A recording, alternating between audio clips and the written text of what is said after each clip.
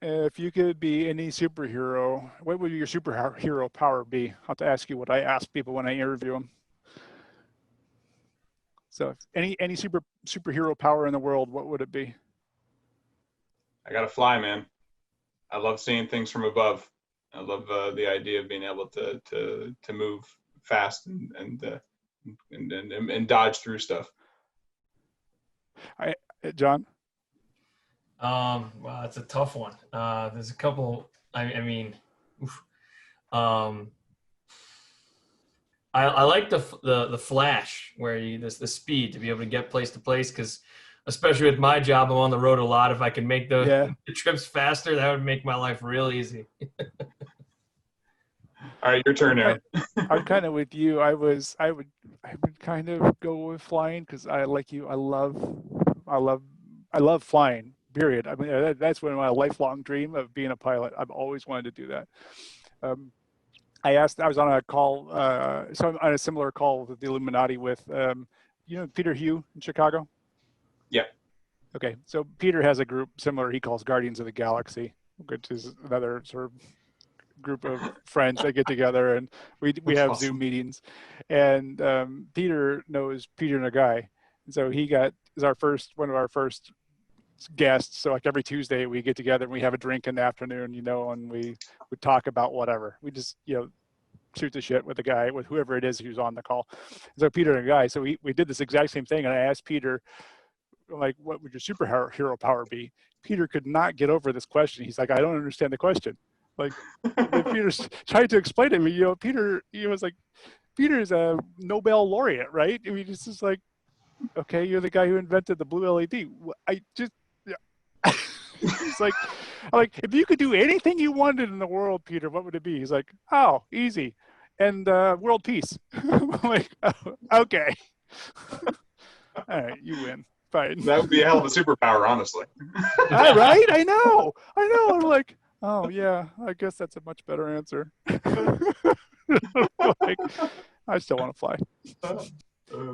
EXP, John, if you're familiar with what the company is, it's essentially a North American firm. We've got about 1,000 people below the border and about 2,500 people above the border with Canada. So there's a good deal of horsepower behind the firm. There's 13 lighting designers spread out over 4 cities between East Coast, West Coast, and Canada, Chicago as well. We work in everything from theme parks to hotels, hospitals, high-end residential, some corporate, not a lot. Because we're so heavily into themed entertainment, we straddle both, we'll say both sides of architectural lighting. So we're fairly broad spectrum in terms of what we do in the studio. I know that I was certainly very excited to talk to you because you have this broad perspective over what's happening across a number of industries. I mean, I imagine the critical stuff that has to happen for healthcare is happening in one way. And then, of course, how it's impacted all the entertainment and hospitality side of stuff is impacted another way. So that's got to be really interesting. It has been interesting to see what's been going on. The markets are all responding differently, especially with how we deal with COVID. There's obviously just a flood of information into the market from manufacturers with what I consider a lot of snake oil out there. It's a little bit of the Wild West, some unproven technologies, I think, in terms of UV.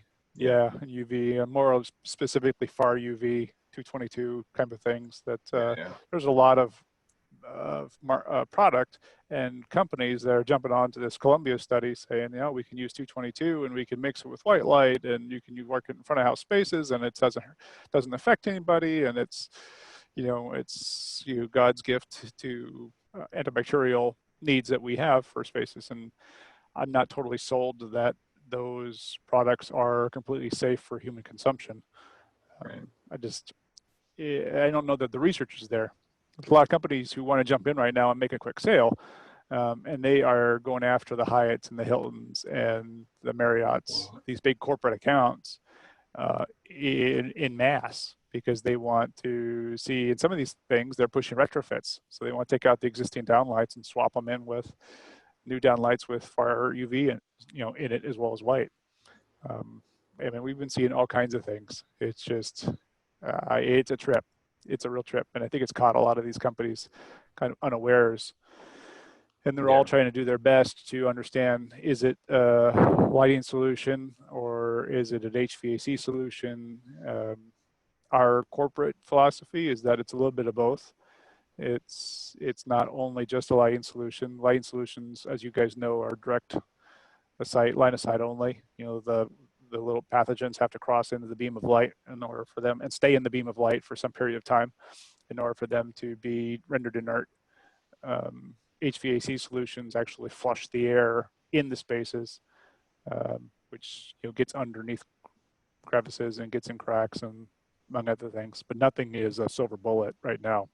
Everything takes time, and even the little robots they're talking about that go in and clear a hotel room, it doesn't clear under the bed. It doesn't clear in drawers. It doesn't, it's all these other questions that you start asking and pulling on, and the operators just kind of go, there's no silver bullet. They realize that things are changing and they've got to adjust to that. Offices to some degree are in the same kind of boat. They just really have to deal with more of the people than the space. And I think that's what our office is understanding as well. It's a lot more about the PPE. You got to wear face coverings. You've got to have hand wash stations or hand sanitizing stations. You got to have surfaces that wipe down. That's the other big thing about the UV that is unknown at the moment is what all of this UV is going to do to materials.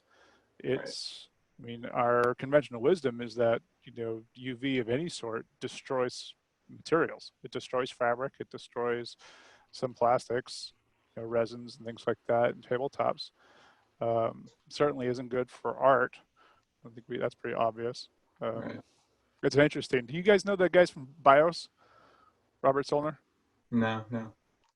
There's a company out in LA called BIOS, BIOS. They've been working with, getting a lot of research on circadian stimulus and the blue light, and specifically wavelength that's required for the stimulus response. And Robert's a pretty smart guy. I think he's a PhD now, or he's working towards his PhD. They have a sister company here in Florida that I met them a couple of years ago, and they were into creating lights for grow facilities, right? So marijuana, among other things, right? And Robert they came out with a fairly strongly worded statement that said, in no uncertain terms, that UV in any quantity is dangerous for human beings. It's like, doesn't matter if it's 222 or if it's 456 or 355, any light in the UV spectrum is bad for humans. End of story. Like, he's like, there's a reason why the atmosphere filters it out. Like, well, that's a really good perspective. We've been told our whole lives that UV gives us cancer. I'm like, okay. Right. Now we're going to put it inside our buildings and make people walk through it. I'm like, I don't know. That just seems weird to me. I think it's a question also, like if, we've talked about things like casinos and that, how they reopen, but, if, what's that going to do to the felt on the tables, the blackjack? What's it going to do? All casinos have, elaborate, expensive carpeting and things like that. Like, all of that's going to have impacted issues. The leather on the edge of the tables and the chairs in casinos, like that's a huge problem. No, and that's just in the table games. I mean, I don't know how much we do a lot of casino work, and the slot machines have been going digital for a number of years now. We don't have even the polls are pretty much gone. There's one or two machines that have them there. They're basically symbolic, but they don't have any mechanical action in them. But just generally, people put their card in and then they touch the screens. So it's just basically it's a big touch screen that they can get in. So they sit down there. Now, interestingly enough, you said casinos, those chairs are actually one of the things that are designed. The chairs and the carpets underneath the slot machines are designed for intensely high abuse. I won't tell you what happens to the carpets underneath slot machine chairs, but they get replaced on a fairly regular basis, and I'm sure you can understand why. Yeah, that The makes first sense. time, People are on the heater; they don't want to get up. that's totally it. The first time I was working with an ID, and she's a good friend, and she told me this. She's like, "Oh my gosh, Aram," she's like, "the seats, like, we have like regular commercial, um, requirements for seating, and then there's slot machine seats." I said, "Why?" And so she proceeded to tell me. I'm like, "That is disgusting." She's like, "You have no idea." I'm like, "Ugh." So casinos are already kind of primed towards keeping those surfaces clean. But to your point, table games, I mean, how do you clean cards? How do you clean? And that's a big deal. Wow. Short of them swapping out new decks every time a game is played, it's almost like they got to get those the automatic dealer machines to have sanitizing qualities.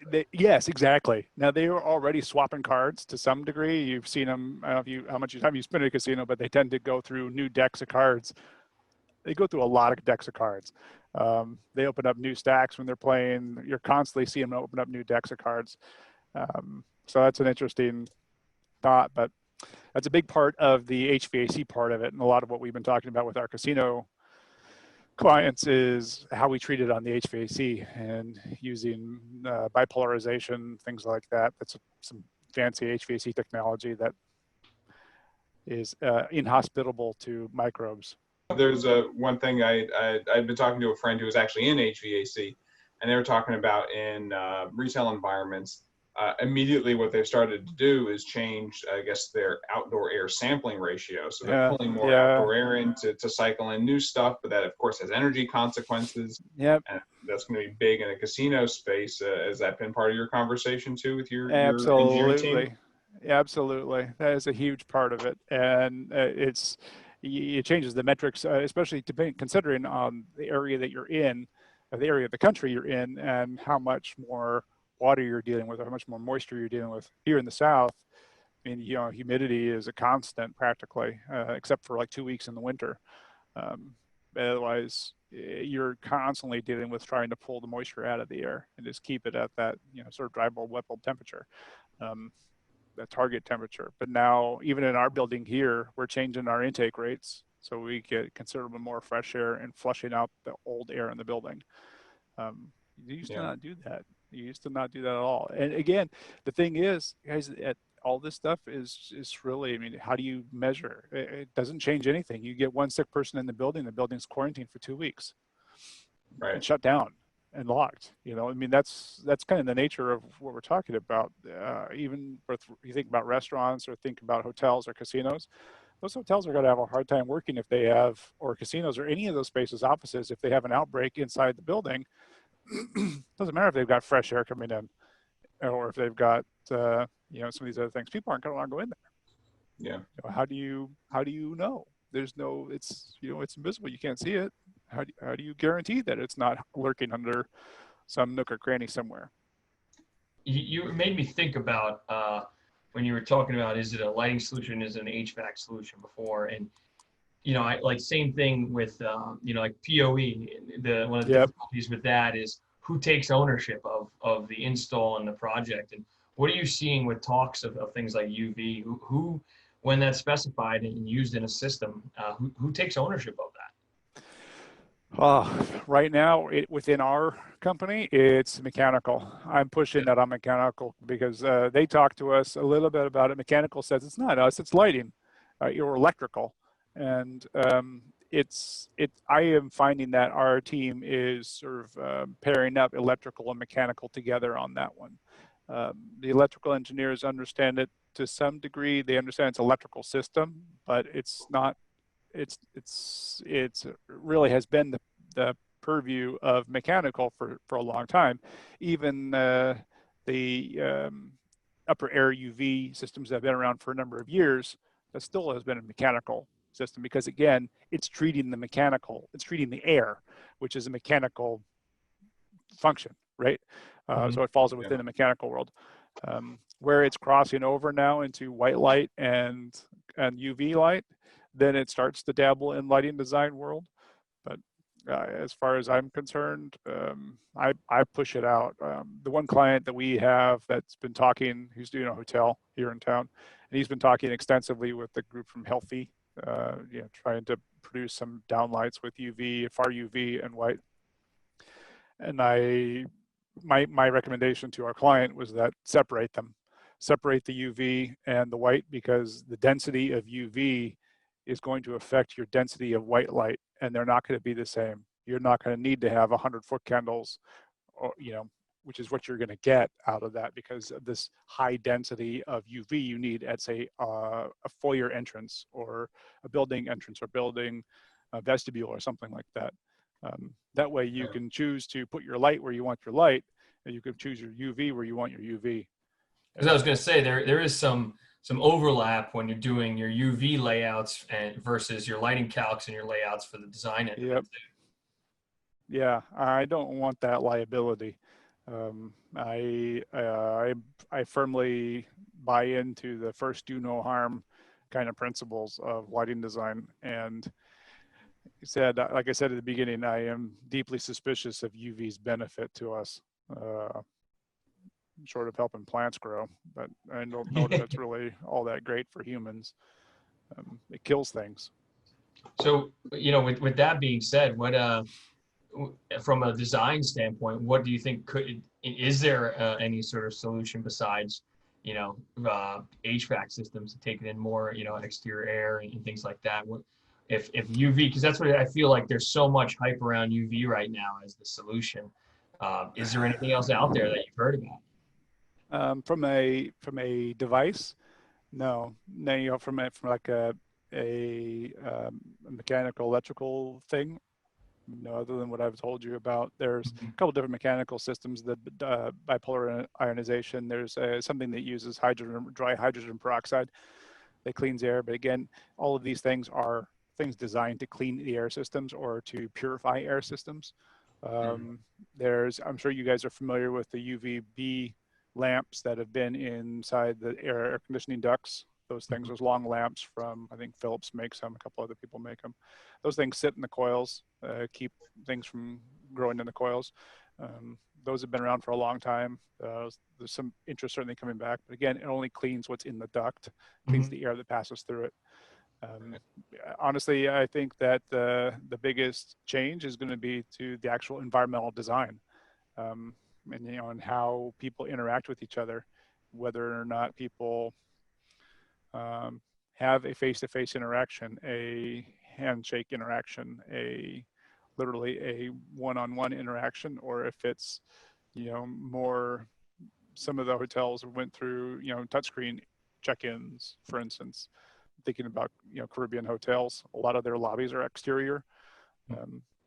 They have exchange of air like every 1 minute, it's like the breeze blows through and, they've just cycled out, 10,000 square feet of air. So I see stuff like that is definitely a possibility, or open atrium spaces or things like that might change. It's an interesting dilemma for sure, because no one's going to want to be sitting in a big building. I was listening to a podcast and the other day, and they were talking about just the different impact on the business world. And I think what's really interesting, and I'll pose the question to you in a second, but of convention spaces and how conventions are so important in so many different markets and businesses.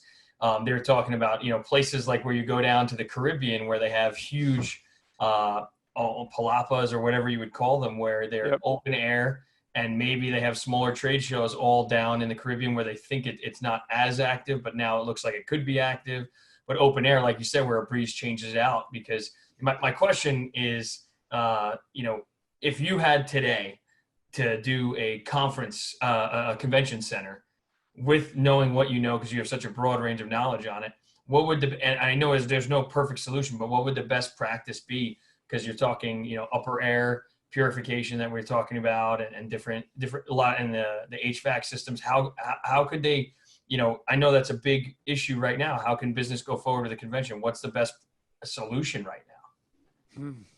God, short of not, that's Yeah.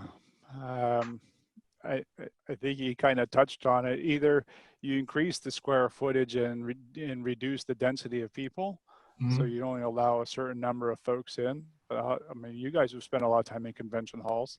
You Yeah. know, my history with convention halls is that unless you're really careful about it, you're more than likely going to get sick because you're just dealing with that many people, even before the virus.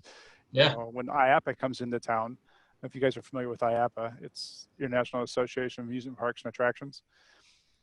Yeah. If you guys, are you familiar with Orange County Convention Center Yeah. Yep. here in Orlando? It fills that entire hall, both Wow. Wow. sides. Yeah, Oh, it's a massive convention, massive, massive convention, and it spreads out into the parking lot and fills out half the parking lot with big open attractions outside, right? So they pack that thing where it's almost, you know, a couple of those days it's just shoulder to shoulder people, and you're constantly shaking people's hands and meeting people in the middle, and you're getting close because you can't hear people because there's so much dinging and everything else. So it's it's just ripe unless you're there washing your hands constantly. It's just a ripe place for you to get sick. I think one thing that has changed a lot is it's made about because of coronavirus is made people much more um, much more aware of what they do with their hands and how often they touch their face. And that is a Yeah. big thing. And it probably made people much more aware of just cleanliness. I mean, there's certainly those people who don't want to wash their hands and don't care and don't wear masks. But I think the vast majority of people understand that there is a direct correlation between washing your hands and getting sick, or washing your hands, or you know, wearing a face mask and getting sick. Um, and I don't think most people want to get sick.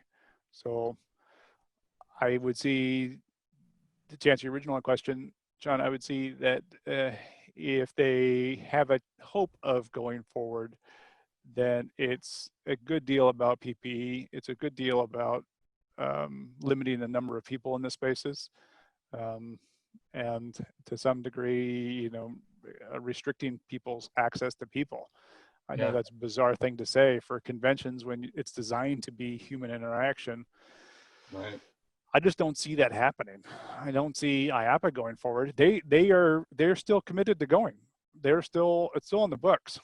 And you know, Orlando's Wow. blowing up right now with 5,000 cases or 6,000 cases, and this is you know, almost the end of June, beginning of July. That's just a couple months away. And you Yeah. know, a couple months ago we thought we were on the downturn and we were like, oh, we're all good. Mm-hmm. Now it's worse than the first time it hit. Mm-hmm. So I would be really surprised if we didn't see IAPA get canceled. Um, just because IAPA brings in an absurd amount of people who show up to that thing. And on top of that, it's a convention that has food all over it on I was the gonna show say, floor. yeah. There's tons of food. So you're constantly doing this thing while you're walking through the show floor or this thing. And, oh, nice to meet you. Yeah. Nice to meet you. You know, it's just kind of like, I don't know, man.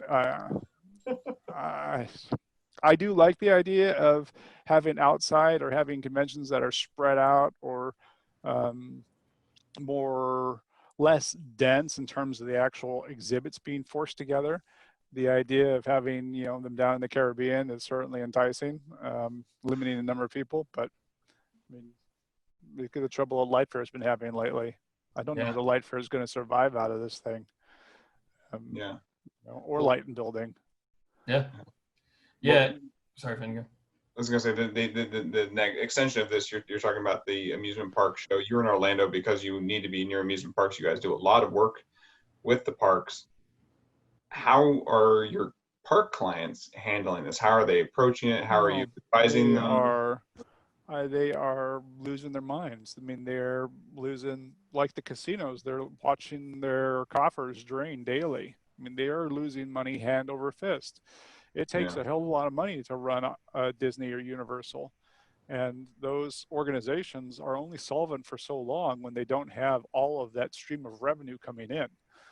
Right. SeaWorld's the same way. I mean, SeaWorld has, it's not like, you know, with Universal and Disney, they can shut those parks down for the most part and not have a hell of a lot of expense. You can't shut SeaWorld down. SeaWorld has to continue to operate because it's got live animals inside it. Live animals are the attraction. So you need the people to feed them, and you need the food to feed them, and you need all of the systems to maintain the pumps and to keep the lights running and keep all the animals alive. Otherwise, you have no park. But no, they are trying to open. Universal opened for a brief period of time. I'm not sure if they shut again. Disney, I don't believe, has opened yet. Universal was very aggressive about it. One of our designers went when Universal had opened 2 weeks ago or something like that. And he said it was possibly one of the most pleasant Universal experiences he's had. He went, he said they were, at the beginning of every ride, they had basically a cast member there with a hand sanitizer so you could sanitize your hands going in. They made sure everybody there had a mask on. If you didn't have your mask on, they would be on you like white on rice, asking you to put your mask back on. Even with your eating or drinking, you could, take a drink if you were drinking, and then they would come over to you and say, please put your mask on when you're not drinking. That kind of thing. Like, they were really active, and they were limiting the number of people who could get in. So every one of the queues had the 6-foot spacing markers in it, so you weren't being jostled by people. You had proper room. So it sounds like it made it somewhat attractive. They had people there basically hand sanitizing, wiping down the surfaces that people would touch, whether it be handrails, the grab bars, or whatever it be on the attractions. So they were making a good deal of effort. I think it certainly helps, having that kind of constant in your face, put your mask on kind of a thing. Well, it's going to have a natural result, right? Because you're encouraging the right steps.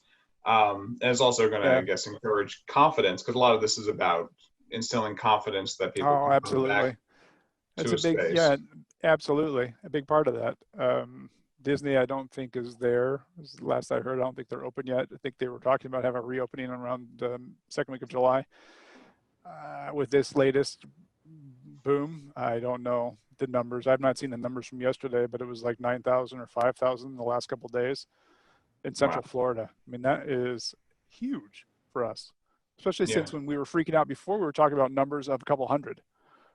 Right. On the first spike, especially here in Seminole County. And, we had like a day, there was like 2 or 5. And then when it tailed off, there was like no cases for a couple of days. We're like, great, we're past it. No. Then they relaxed and everybody took off their masks and went back to the restaurants, and it blew up again.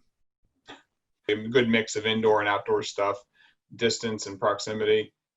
Do you see them pushing towards more socially distant attractions, or I guess everybody's throwing their hands up in the air and not sure what to do?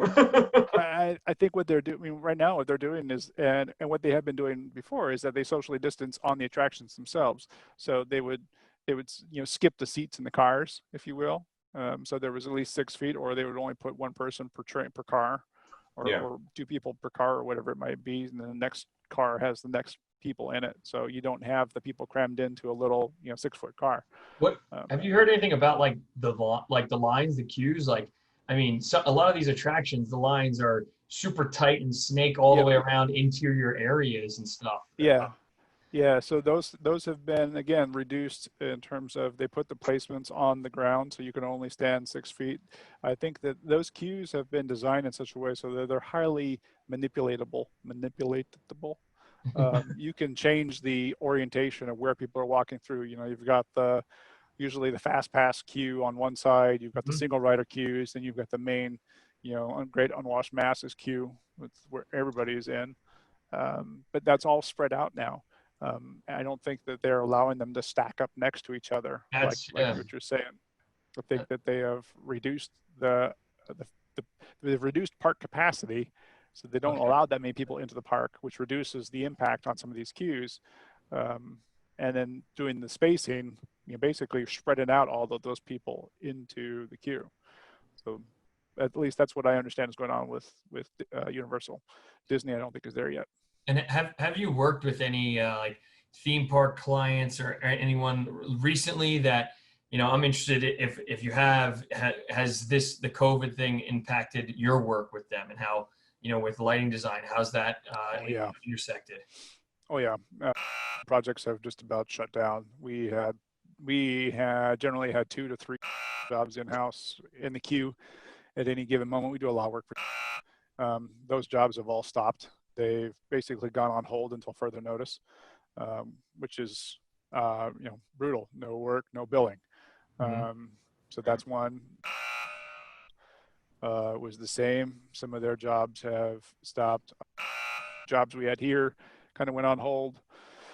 There's some work going on overseas. Definitely the work that we've seen in Qiddiya. Qiddiya is still running. Qiddiya is the park in Saudi Arabia, in Riyadh. The big entertainment city that they're building, kind of like KAFD, but for theme parks. Cool.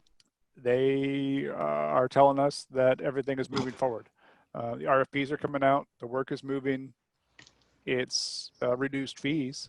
Everybody is really starting to sharpen pencils because so many people are out of work and so many companies don't have work that they're all reducing their fees or cutting their costs as best they can so that they can stay in business.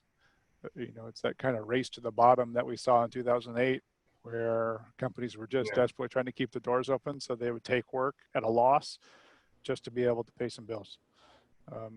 We're definitely seeing some of that going on right now in the Middle East. Those guys, this is a worldwide conflict or worldwide problem. So everybody's getting affected by it in some way. Business is down all over the place. Commerce is down all over the place. So other than Riyadh, and you guys are working through your backlog, so that's keeping your doors open for the time being.